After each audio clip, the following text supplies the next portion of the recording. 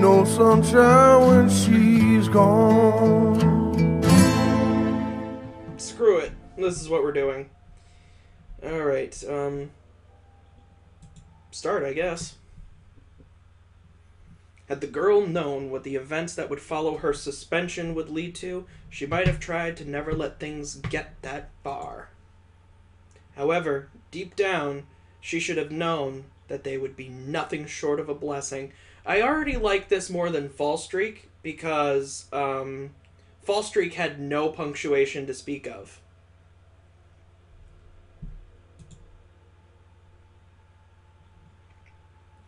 Perhaps mortality was just not something a 14-year-old teenager would much care for, or perhaps the fact that she had been met with various misfortunes along those years had dulled it. The fact that she had been met with various misfortunes along those years had dulled it. Had dulled her morality. Okay? For the girl, daily life was miserable and mundane. It was like a disgusting, swampy cocktail that consisted of a routine as dull as lead, mixed in with a dash of animosity from her human peers.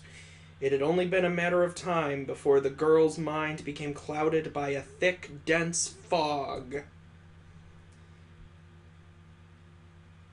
An apathetic kind of nihilism that made everything feel pointless.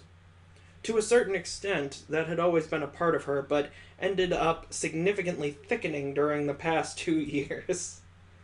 Today, however, the girl had reason to be proud of herself. The monotonous routine had been broken, and she wouldn't have to return to her peers anytime soon. Though she couldn't express it properly, and there wasn't anyone to convey it to, she was giddy as could be.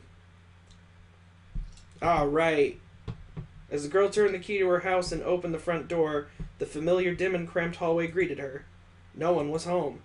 It's not as if she had expected anyone to be, but it still was a slight blow to the girl's mood. It was quite typical for no one to be home. As usual, the girl's father was absent. His trips tended to leave him out of the picture for at least a week.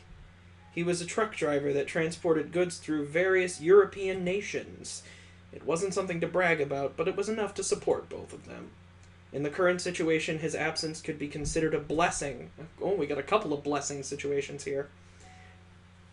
There would be no angry yelling, or at least not face-to-face. It was a detestable situation that left no one happy, but supposedly it was a parent's duty to scold their child whenever they did something socially unacceptable. Oh, man. That's not good. You got a little sputz right here. You went a little too heavy on the eyeshadow. The girl stepped inside, swinging the door behind her shut. As she flipped the light switch to her right and wiped her shoes on the doormat, she murmured, "I'm home." Crouching down to slip off her shoes, she pulled open the worn-out askew shoe rack and exchanged them for a pair of simple home slippers. Oh, Jesus! Who did that? Because she was attacked by the leprechaun from the Leprechaun movies. This has got Warwick Davis written all over it. Most of these cuts already have proper scabs. Several streaks of blood had flown down and stained her socks. It wasn't a lot of blood, okay, if you say so, but the wounds had still bled more than expected. As the girl stared, she bit her lip in discomfort. The usual lights had begun to dance in front of her eyes. The girl wasn't used to getting injuries that made her bleed. Hours earlier, the girl had gotten into a physical fight at school.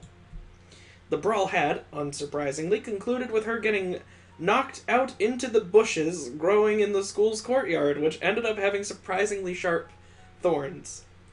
So, it's unsurprising that she got knocked into the bushes, but the fact that the thorns on said bushes were sharp, that's a surprise. Maybe it had been a mistake to attack the classmate with a beefcake of a boyfriend, but on an emotional level, it seemed to have been satisfying. So her boyfriend, so whoever she attack's boyfriend did this to her?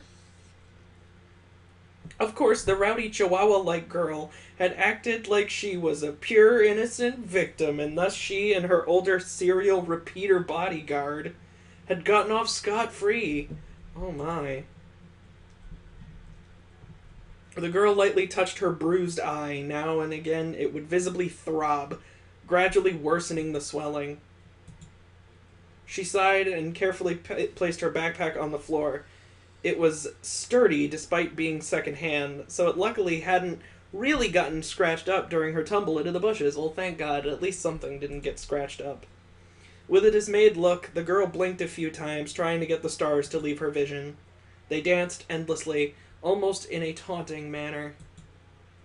Shutting her eyes, the girl took a few deep breaths. Doing so for about a minute usually helped her with getting them out of her sight. Naturally, it worked this time as well. Oh, good. I feel like I thought that was going to be a gun for a second, just because it made like a weird sound. It sounded like she was cocking it, but nope, it was just her keys, and you can't cock the keys. As the girl got up, slipping her feet into the slippers, she took a key ring from her coat pocket and locked the front door with the thickest of the keys. Along with the key to her bicycle's lock, the metallic four-leaf clover dangled from the ring. The middle of it was engraved with the girl's name. Do I get to pick? I'd like to pick her name. Oh, Iris. I wouldn't have picked that. Returning the keyring to its usual pocket, Iris tiredly let her coat slip from her shoulders, hanging it on one of the 3 lonely hooks to her left at the right side of the door. Picking her bag up again, Iris switched off the entry hall's light and proceeded into the living room.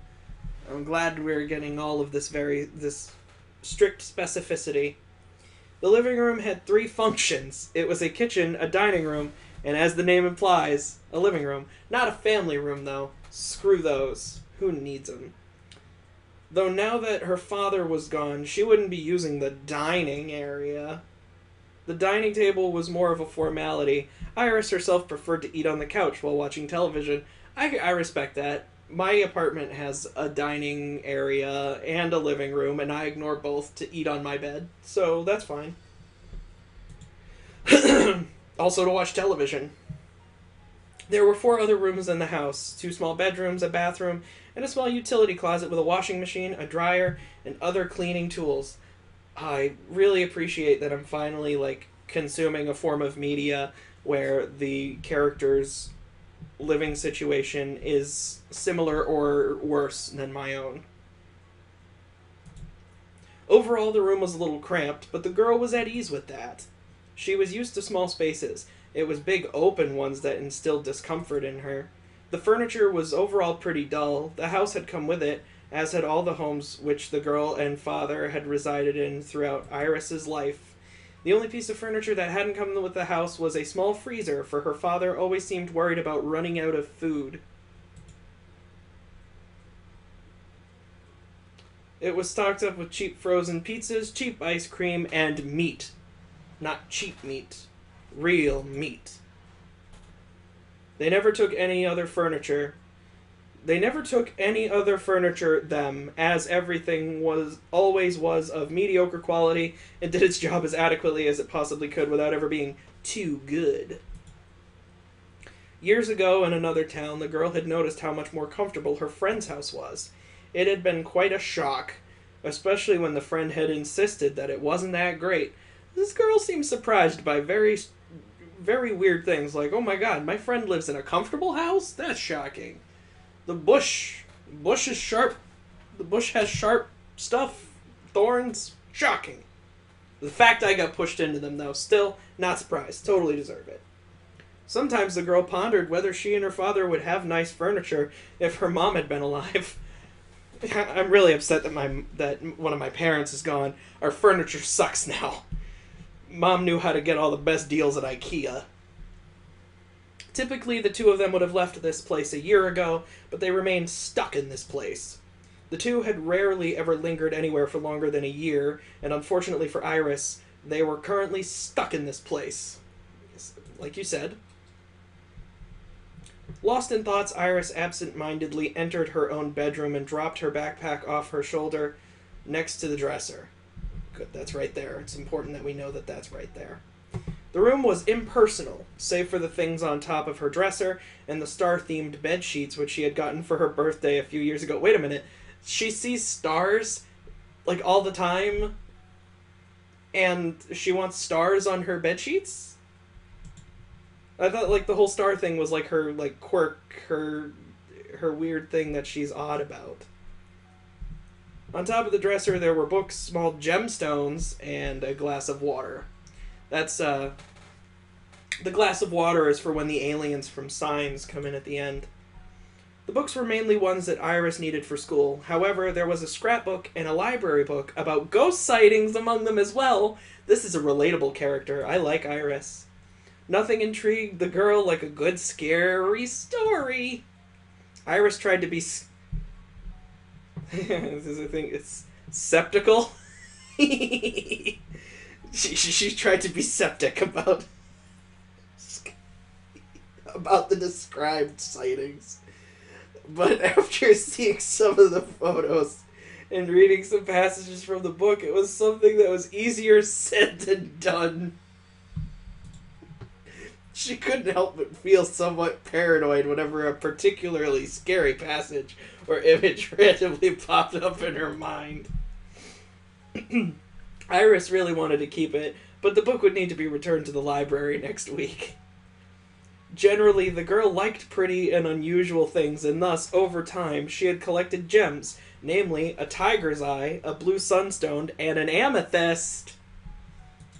Not a garnet or a pearl or a Steven. But those were her primary focus around the time she first discovered gemstones. Later in her gem phase, she had taken more of a liking to iridescent gems such as labradorite, opal, and fluorite. Still no garnet pearls or Stevens. Or peridots. Or lapis lazulis. Or Ronaldos. Even if spending money on them meant she couldn't buy other things, Iris would rather spend her money on the colorful stones than on new, second-hand clothing, even if it got her into trouble with her peers. Besides, at this point in time, the hatred between her and her classmates was unfixable. Certainly with that attitude. Even if she somehow would begin wearing the newest of the new, it's not as if it would magically fix her social life. Before she had started collecting gemstones, Iris had also been collecting pretty-looking pebbles. Whenever she saw one in someone's garden, she would take it. Thief. No one would miss them, and she found it a waste to have such pretty stones be left unacknowledged. To this very day, Iris still carried the prettiest of pebbles in her backpack at all times, to look at them more closely during school breaks whenever she felt down. What she should do is fill her backpack with as many stones as she can, and when she starts getting into physical altercations, just start swinging her backpack around. Taking pebbles to school is a lot less risky than taking any of her gemstones. After all, no one would go out of their way to steal a pebble. She hoped. Iris crouched down next to her bag, took out her phone and her charger, plugging the said charger into the socket next to her bed once she had connected the phone. It wasn't very low on batteries, but she preferred to keep it fully charged, as it was less likely to unexpectedly shut down that way, as even with the new battery, it was a bit unstable. The phone's design was a rip-off of the more popular brands. It was 4 generations old, and it was second-hand as well. They're really hammering home the fact that this girl's got second-hand everything. To her father's anger, it had come with a crack in the screen that hadn't been in the seller's image. This phone had been the girl's birthday present this year, and even though the quality wasn't as high as that of her classmates, and it wasn't good enough to play games bigger than 2 megabytes on, it had overjoyed her to finally get a phone that she could use to surf the net and watch online videos with. That's pretty great. It was only natural for Iris to have a phone on her, with her father being out so much. She's only playing 2 megabyte games. She can play Snake. Her previous one had been a very old... Oh, I wonder what that might be. Maybe Nokia? Dude, don't want to say it. I don't want to advertise. Don't want to give Nokia any free advertisement. She had kept it just in case the new one would break down, or for when someone would destroy it on purpose. Iris plopped down onto her bed of stars, and as she did, she saw the dancing lights again. She sighed, but stared at them for a while. They look like fleas. Or they're like orbs. That means aliens. The fight had tired her. Even though it hadn't lasted longer than a few minutes, it was more than she could handle. Due to the stars that would pop up whenever she exercised or got dizzy, her father had told her that she wasn't allowed to do sports. At school, she was only allowed to participate with the warm-ups during PE class. Though he had arranged it to protect her, it had backfired and become just another excuse for her classmates to single her out and bully her. Iris frowned and swatted at one of the stars before closing her eyes again. It was almost as if she had felt something when hitting it, but her father had told her not to focus on them too much, as it could permanently damage her eyes. Yeah, so she's got like an eye thing, and her name is Iris. That's so clever. The girl was skeptical. That wouldn't have popped up.